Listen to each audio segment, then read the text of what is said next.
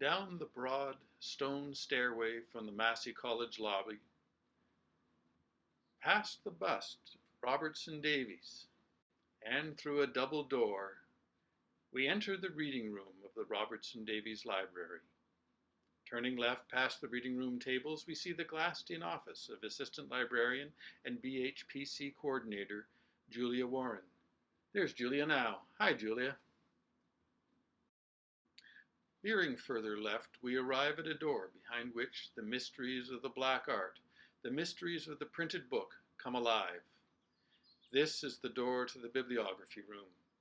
Join us inside and let us take you on a brief but hopefully enticing tour of the Massey printing collection and the craft of letterpress printing. This is what you see as you enter. Take it in.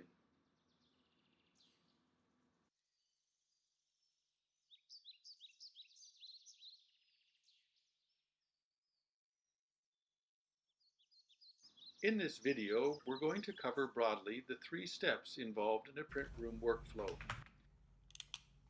We'll begin with composition, where we set our type into lines, followed by imposition, where we lay out our page. And we conclude with press work, where we print and hang our sheets so the ink can set. This video should provide a broad overview of the steps necessary to print books, from letterpress in the British and American 19th century. Almost all of the equipment used in this video comes from our Victorian collection, so we hope to give you a basic sense of how letterpress practitioners went about their daily tasks using the actual equipment they would have been using. Let's start with composition, where letters make their way into words and words into sentences.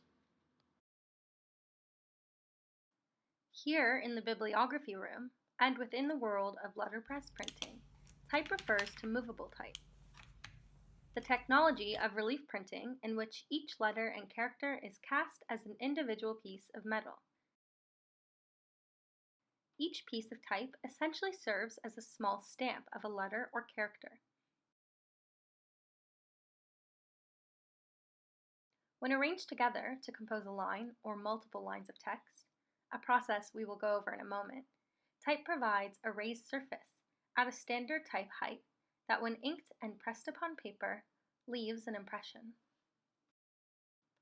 Type pieces are designed for reuse, and printing is intended to be a zero-waste process as a cost-saving measure. Type is set, printed, and distributed back into its storage cases, ready to be set again into new forms. The letters that are printed on one sheet of a book are also reset and used to print the page on its verso, which is the backside. If a passage or text is too long, a printer may even encounter the problem of running out of type, or a single character, called a sort, of a font. When this happens, a printer is said to be out of sorts. Unlike digital letters, typepieces and fonts are not infinite. They are limited physical entities. Type is traditionally made of either metal or wood. Movable metal type dates back to Gutenberg and even further back to 12th century East Asia. Printers eventually settled on a standard metal to forge type with, an alloy of lead, tin, and antimony called type metal. Note that lead and antimony are both toxic metals. Printing by hand requires a degree of personal caution, as well as health and safety protocols. Type metal produces strong and long-lasting letters. Metal type is generally best suited for text type, also known as body type, as it can be cast into very small point sizes, but becomes very heavy and may cast unevenly in larger sizes. Despite its durability, metal type does wear down over time, but it can be recycled, as metal type can be melted down and recast into new type pieces. Wood type, on the other hand, was a later development, gaining popularity around 1828 with the expansion of the commercial printing industry. would prove to be a cost-effective, lightweight, widely available, and smooth material for printing display types, that is, the larger and bolder sizes of type, as you might see on an advertisement or poster.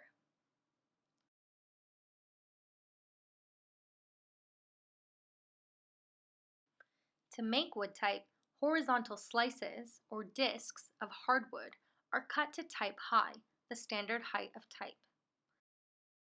Each letter or character is cut into a block, which is then sanded, polished, and oiled. This process was done by hand until the invention of the lateral router by Darius Wells in 1827, which allowed for greater control and speed when cutting type. In 1834, William Leavenworth adapted the pantograph to Wells' router. The pantograph is an instrument used to trace an image at an enlarged or reduced scale. Together, these tools allowed for the mass production of wood type.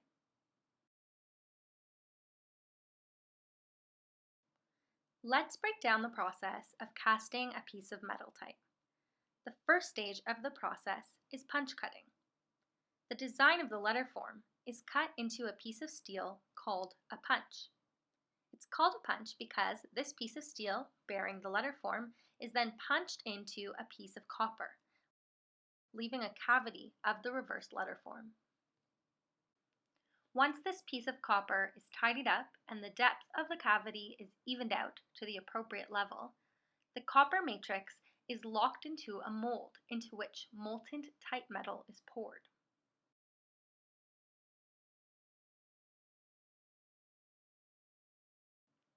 The typecaster would typically give this mold a jolt to ensure the type metal filled every crevice of the cavity, and out would come a piece of metal type with the letter form cast in reverse. The piece of type then goes through some finishing before it's ready to use for printing. Remember that each type piece is like a stamp cast in reverse so that when pressed upon paper, it prints in the correct orientation for reading. This process of casting type was done by hand until the development of mechanized type founding equipment. Let's take a quick look at some type cases, which are the trays in which type pieces are stored. There are many different kinds of type cases. Roman typefaces were traditionally separated into upper and lower cases. In the upper case, you would find all of the capital letters and small caps letters arranged alphabetically in compartments of equal size. You would also find all other numerals, symbols, or characters. The lowercase would be reserved for lowercase letters only, as they were needed in abundance. The lowercase is arranged not alphabetically, but rather based on frequency of use and common sort combinations. The compartments of the lowercase vary in size, with the largest box reserved for our most common letter, E. All of our most commonly used letters can be found around the center of the case, in close proximity to each other. This physical arrangement of the upper and lower type cases is where the terms uppercase and lowercase letters originate from. Here in the bibliography room, our most commonly used type case is called a California job case, which combines the upper and lower case lays side by side into one single case. Type cases in the bibliography room are stored and organized in cabinets based on type size and design. The terms typeface and font get thrown around a lot today, so let's also take a moment to clarify their proper use. A typeface refers to a particular type design. In other words, all the thousands of type pieces that share the same design. For example, Bembo is considered a typeface. A font, on the other hand, refers to a single casting of one size of one style of a typeface. For example, 12-point Bembo is considered a different font then 14-point bembo. Once a font is all cast or cut, if it's wood, and sorted into its type cases, it's ready to be used for printing. The first step in preparing a printing job is composition, or in other words, setting the type, which is a highly skilled element of printing. First and foremost, it's important that the compositor maintains a good posture. The type cases typically rest on this stand, which is called the bank, since it slopes like the banks of a river. The compositor should stand upright, with the case positioned at chest height, allowing enough space that the elbows just clear it. Knowing this, we can make adjustments so that the compositor can assume the proper stance, such as by giving them a stool or a small platform to stand on. In order to set a line of type, a compositor transfers the desired pieces of type from the type case and sets, that is, arranges them, on the composing stick. The composing stick is held in the left hand, as shown here, as if it contains a pool of water that we are preventing from spilling over. In other words, we don't want our type pieces to fall out of the stick. To do this efficiently requires a lot of practice and hand-eye coordination. The compositor will locate the desired letter or character within the type case and set their eyes on one single type piece within that box. Beginners can refer to typecase lay maps, such as these, to locate each letter. The compositor's hands move together from box to box of the type case, the right hand picking up each piece of type and orienting it for placement in the composing stick, held nearby in the left hand, while the left thumb holds the type pieces at the end of the line in place as they are added. The type pieces are placed in the composing stick with the character upside down and from left to right. Each type piece features a groove called the nick, which should remain visible to the compositor. The compositor will separate each word with spacing, pieces of type which fit between the letters but are shorter than type high, and thus do not get inked. As you can imagine, working with type pieces cast in reverse can lead to some common mistakes during the composition process. Take, for instance, the common expression in letterpress printing, mind your P's and Q's. Some letter forms are easily confused when dealing with letters cast in reverse. The length of a line of type is determined by the book's size and format, as we'll discuss in a moment.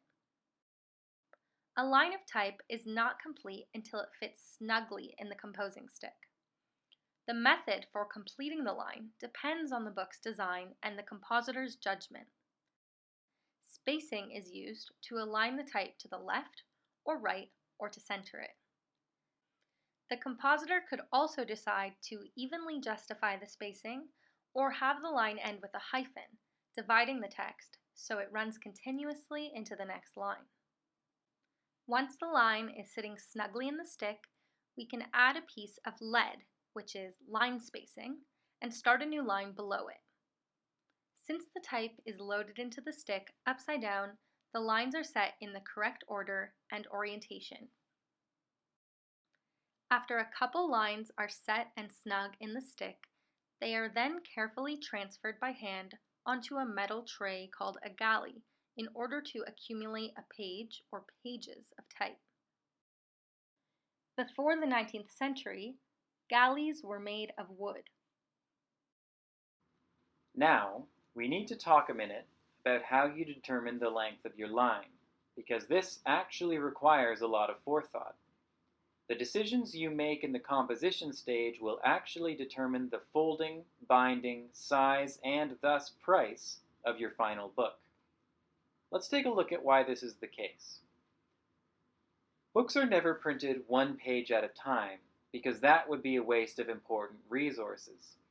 Rather, we save time, paper, and money by printing multiple pages on a single sheet, and then folding that sheet to form the pages we're familiar with. Depending on how we fold the paper, though, we'll get a different sized page and a different sized book. This means when we're setting our type, we need to have already performed this consideration. We need to have planned out what final page size we want to have, because that will determine the length of our line. We can't set a single piece of type until we've planned out exactly how our book is going to look once it's finished, which is a bit of pressure. Let's say we know we want to organize our book around a quarto folding formula. Let's bring our type to the stone, and I'll show you what the implications of this decision mean for our process. When we were setting our type at the case, we always knew that it was destined for this fate, a chase. That is, an iron frame that all of our type will be locked into, set on our stone. You'll notice that this chase is divided into 4 corners. Not all chases are like this, and they need not be, but it definitely makes our lives easier when we're printing a quarto like we are today. That is, a sheet which contains 4 pages per side, so that it's folded twice before being bound as a book. You'll notice right away that in imposing this book as a quarto, we've determined the folding and binding style of our book, and thus its rough final size. We've set our line length accordingly. See how our text blocks fit comfortably? Here's a brief rundown of the standard folding formulas, all beginning with the same press bed sized sheet of paper. 1. If we organize our imposition so that 2 pages are printed on each side of the sheet, then that sheet gets folded once, and we call the book a folio. These books, you can see, end up being large, with large margins and a great deal of white space. That means they provide a more pleasurable reading experience, but they fit less text on the page and cost more due to the added expense of additional paper. 2. If we set things up so that 4 pages are printed on each side, then that sheet gets folded twice, and we call it a quarto. 3. 8 pages on each side is folded 3 times and is called octavo.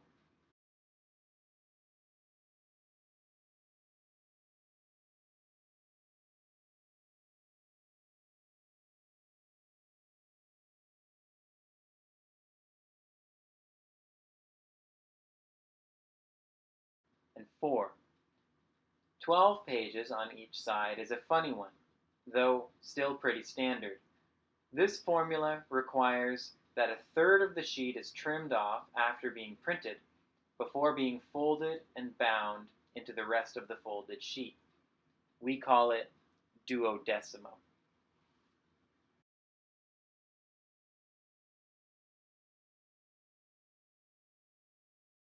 The formulas keep going up and up from there, though we stop naming them. 16mo is folded 4 times and displays 16 pages per sheet. 32mo is folded 5 times. 64mo is folded 6 times. That's the highest I've ever seen in person, though hypothetically, and with a big enough sheet and strong enough hands, you could go on forever. The Mo system for naming also works backwards. Though we call the standard formulas folio, quarto, octavo, and duodecimo, you could technically call them 2mo, 4mo, 8mo, and 12mo, though you'd get funny looks if you did. You can see how this consideration roughly sets the size and price of your final book. As we've already discussed, folio folded books are typically going to have a lot more white space between the lines of text and a lot larger margins. On such a large display, it's likely they'll even use a larger typeface, all of which means they fit fewer letters on each page, which means more sheets need to be used to print the whole book, which means that cost gets passed on to the consumer. A duodecimo folded book, though, is a lot smaller in the hand. It's held up to the face when read, not sat on a table, and thus will typically use narrower spacing, smaller text. The margins here are usually tighter. Why sacrifice the reading experience on a smaller book, only to waste those gains on large margins? Thus, more text fits on the page, which converts to less paper used, which converts to a cheaper overall book. This is all generally speaking, of course, but the pattern holds, and these are decisions that a printer, or a publisher dictating the printer's actions, needs to take into account when organizing things on the imposing stone. While making these decisions, a printer should also consider paper grain. You see, because of the way paper is made, even your run-of-the-mill copy paper, all of its fibers end up aligned in the same direction. You often can't see this, but you can definitely feel it. Curl up a piece of paper and bounce your finger against it to test the resistance. Now curl it perpendicular and run the same test. Which curl offered more resistance? That one ran against the grain. Paper wants to fold with the grain, along the grain. It loves it, and a book bound, that is, sewn, in the gutters of folds which were pressed with the grain, is a happy, strong book. Folds pressed against the grain are more prone to wearing out or tearing over time. Paper naturally wants to curl along its grain, and when a book has been folded and bound against its grain, this curl runs against the spine. Therefore, a printer should choose her paper and folding formula with attention to the way the grain will fall once everything's been folded. I say should, though, because this is often the first cost-saving consideration to fall by the wayside. Here's an example of a book where the printer has decided to choose a format that doesn't respect the grain. We can see damage in the gutters as a result of this decision. But let's get back to the type we were setting. Now that our type has been composed and set into galleys, we need to get it locked into the bed of the press so that it can actually be inked and impressed onto paper. This stage is what we call imposition, and it involves determining your margins, laying out your page, and locking everything up so that it doesn't move when placed under pressure. All of our text blocks, previously set into galleys, have been set loosely into the chase, though they are not just tossed on the stone. If we set our type well in advance, it's likely that we'll actually have wrapped it up with string to keep it from falling apart as it moves around. This string would have to be removed before locking in, but it helps us move everything around easier while we're in the imposition stage. Text blocks are always placed on page paper, which both makes our type easier to move around and protects it from dragging against the stone. The type is also surrounded by these wooden blocks, cut to standard sizes, called furniture. Surrounding our type with furniture has two advantages. First, it allows us to easily move the text blocks around the stone without scattering or knocking them over, a mistake called pieing the type. And second, because they are all cut to predictable standard sizes, we can actually make fine adjustments to our page layout without relying solely on the eye. Once we have our margins where we want them, we take diligent note of the exact furniture surrounding our text blocks. This becomes our skeleton.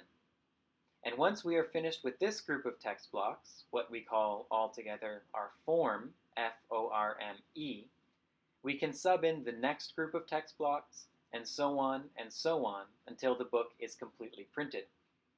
Print shops would develop a fairly standard skeleton that they could always return to.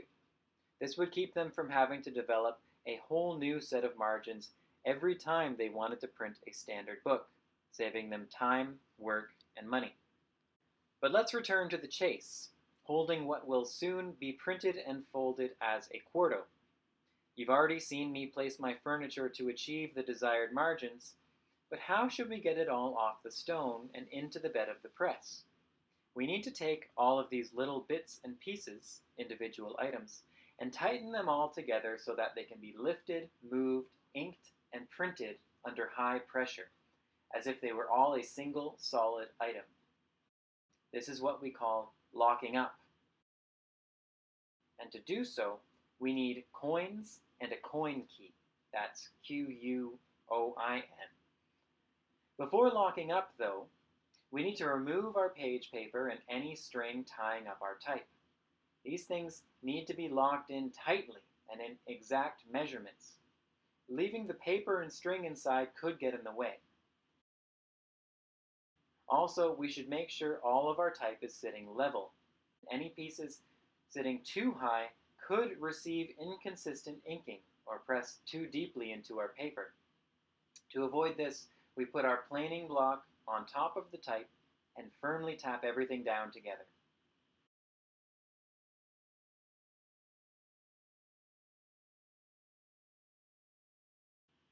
Now let's use our coins.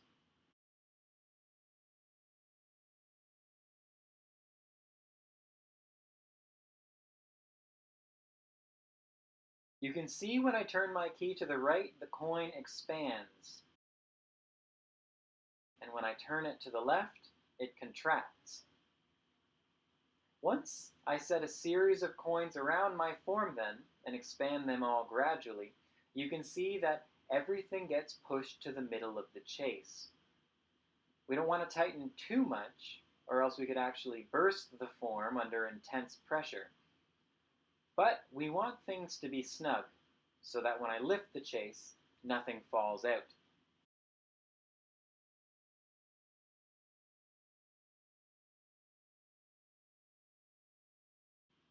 Before metal coins and their keys became standard, printers used wooden wedges to lock up. Here you can see that they do the job just as well. We place our side sticks along the side of the text, and our foot sticks along the foot of the text, and then knock our wedges in with a mallet and this simple tool called a shooting stick.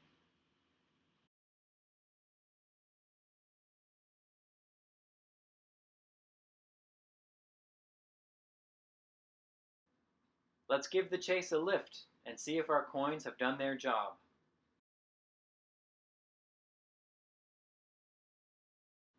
Looks good. Now, let's give our type a quick brush with a gentle bristle so as not to scratch the metal, and we'll move the whole form to the press bed.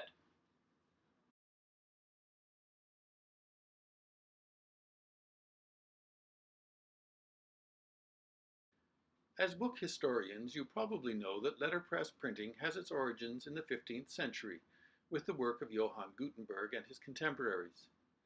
This European invention had been anticipated several centuries earlier in China with wooden and clay interchangeable blocks, and in Korea where cast bronze blocks were tried. But the large symbol sets of the ideographic writing systems used with these languages discouraged the large-scale adoption of such a printing system. The alphabetic systems of European languages, on the other hand, were readily adaptable to Gutenberg's system of cast types. Gutenberg is said to have adopted the screw presses used by wine and paper makers. Like theirs, his press was of mostly wooden construction, and for the subsequent 3+ centuries into the early 1800s, the printing of books was done exclusively on wooden presses. Massey has this model to exemplify that formative but extensive period, and it demonstrates the basic principles of letterpress printing. In letterpress printing, the sheet of paper to be printed must be powerfully pressed against the surface of the type after that type has been coated with a thin layer of ink. When using a wooden hand press, the pressman pulls a long iron bar to turn a large screw in the head of the press, forcing a large wooden block, the platen, perfectly flat and smooth on its lower surface, which in turn presses the paper against the ink type. It is a simple inversion of the process of hand pressing a rubber stamp down on a sheet of paper. You can see from this model, the bed of the press where the form lies must be accessible for the application of ink to the face of the type, and for the paper to be positioned. More on that in a moment. Riding on rails or ribs, the bed can then be moved under the platen for impression. On the wooden presses, which were not terribly powerful, the impression was done in two parts, each pull printing only half the sheet.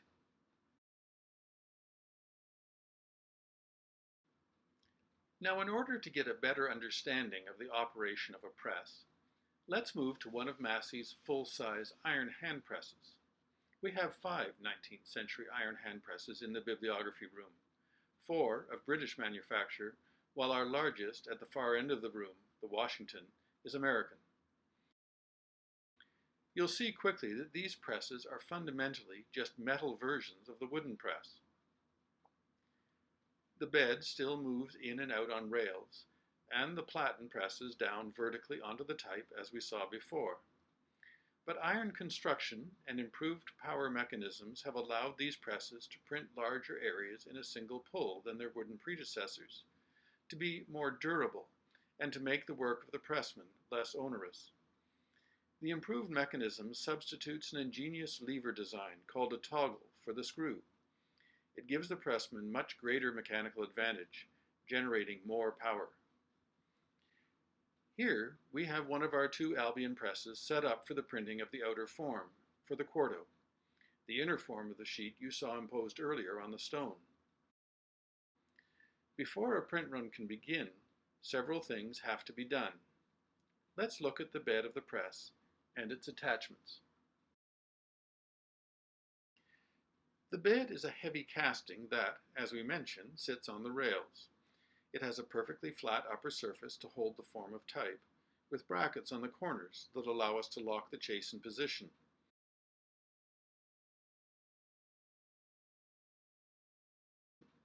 Consistent positioning of the chase is vital to consistent placement of the impression on the sheets.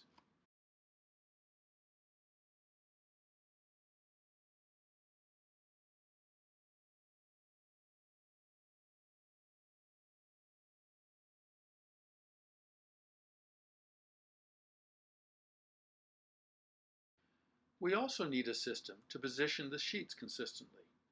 For that, we use this attachment hinged to the bed, the Timpin. This is a simple frame covered with cloth or parchment in earlier times. A pair of points attached to the frame are positioned on the Timpin where they will align with the center fold of the sheet to be printed, where it will match up with the crossbar of the chase when the Timpin is closed. A mark of some sort is made where the near edge of the paper should align. It's important to remember that historically, all sheets of paper had an uneven, deckled edge, and so using the edges of the paper as a precise guide would not provide satisfactory results. The paper can now be impaled on the points along the center fold, with the near edge aligned as closely as possible with the marked side guide. The beauty of this system is that the point holes created on the first printing can then be used for accurate register during the backing up, that is, printing on the back, or verso, which we will be demonstrating. The point holes have already been made, and we want to use those same holes to ensure proper register. Once the sheet of paper is on the points, we want to be able to swing the Timpin down onto the type form for impression. But as it is now, the sheet will fall off. A second light frame is attached to the Timpin, the frisket, which is equipped with a mask to secure the sheet against the Timpin. The mask is designed to cover areas where there is no type to print, leaving only those areas open where printing will occur. This helps keep the white spaces from inadvertently picking up ink. The Timpin plays another important role. The impressing of the paper against the type is a subtle thing. If we were to have only the sheet being printed between the platen and the type, we would be unlikely to get a satisfactory impression. Some form of mediation is needed to control the squeezing action, and so the Timpin, with its covering of cloth or parchment, can be supplemented with a packing to modify the hardness of the platen and to compensate for any unevenness in the type form. If we look at the back of the Timpin, we'll see a second cloth-covered frame, the inner Timpin, nested inside the larger outer Timpin. The inner Timpin can be removed, and sheets of paper or cardstock, the packing, can be inserted as needed.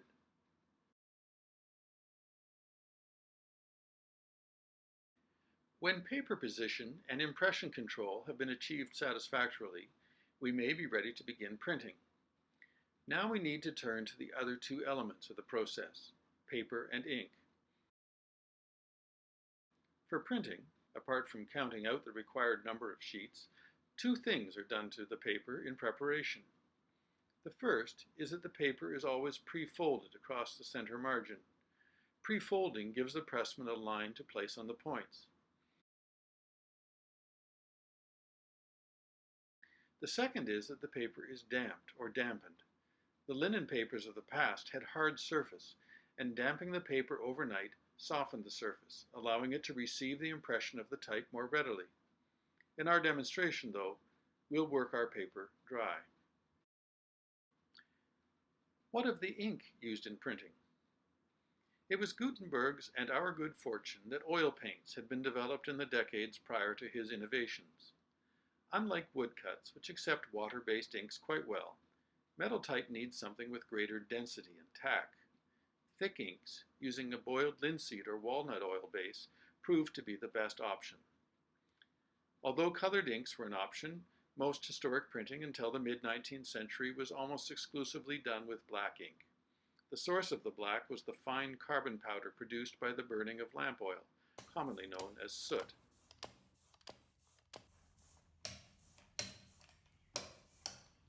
With that said, let's print. Normally, printing on the hand press is a two-person operation, referred to as full press. Occasionally, one individual would carry out the printing solo, or half press. With two, the first printer is solely responsible for inking the type, and is known as the inker or beater. The tools of his trade are a stone, or smooth board for working the ink, a brayer for working the ink into usable condition, and balls for applying the ink. During the first half of the 19th century, ink rollers replaced inking balls for applying ink to the type. The inker would set up to the left end of the press with a stone or metal top table to work from. The second labor is generally referred to as the pressman or lead, and this individual handled both the paper and the operation of the press.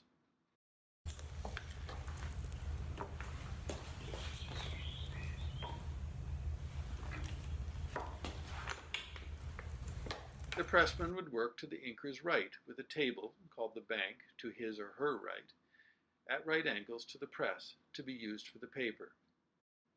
A horse, a piece of furniture akin to a small lectern, is used to hold the sheets to be printed. Because the paper was damped and premature drying was unwelcome, an apprentice was always on call to replenish the paper supply in small quantities and to remove the printed sheets. Inker and pressman had to coordinate their movements like a well-choreographed dance team to achieve smooth and rapid printing. While the impression was being made, the inker was working up fresh ink onto the balls or roller. Some teams exchanged roles during the course of the print run. So here's what the process looks like. While the inker is dabbing ink on the type, the pressman is opening the Timpin and frisket to remove a printed sheet and replace it with an unprinted one.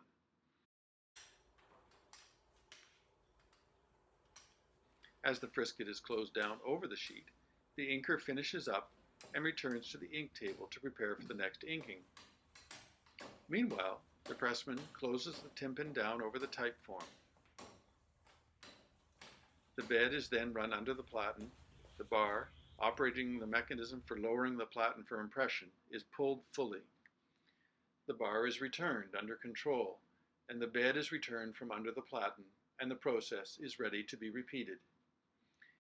Each of the steps in the sequence is repeated over and over in an expeditious manner until the print run is complete. As you watch the process, imagine trying to achieve rates of production as high as 240 sheets per hour, one every 15 seconds. You can begin to appreciate the amount of coordination and physical effort printing entails.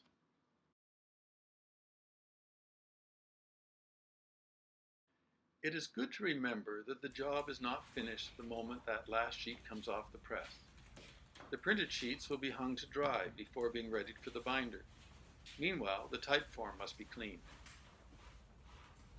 Historically, this was done by immersing the form in a tub of liquid lye, brushing it clean and standing it to dry. Then it is returned to the stone where it needs to be unlocked, and the type is returned in galleys to the compositors for distribution into designated cases to be used again.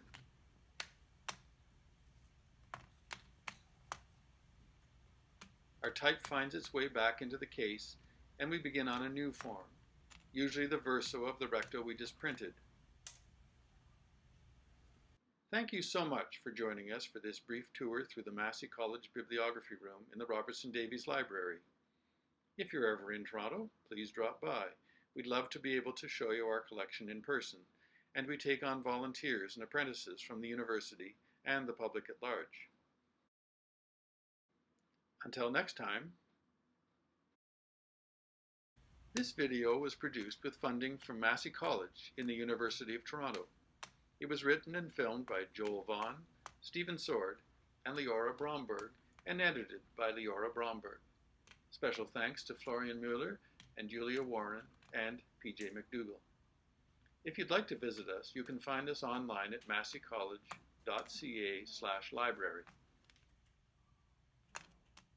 Many thanks for watching, and stay safe out there.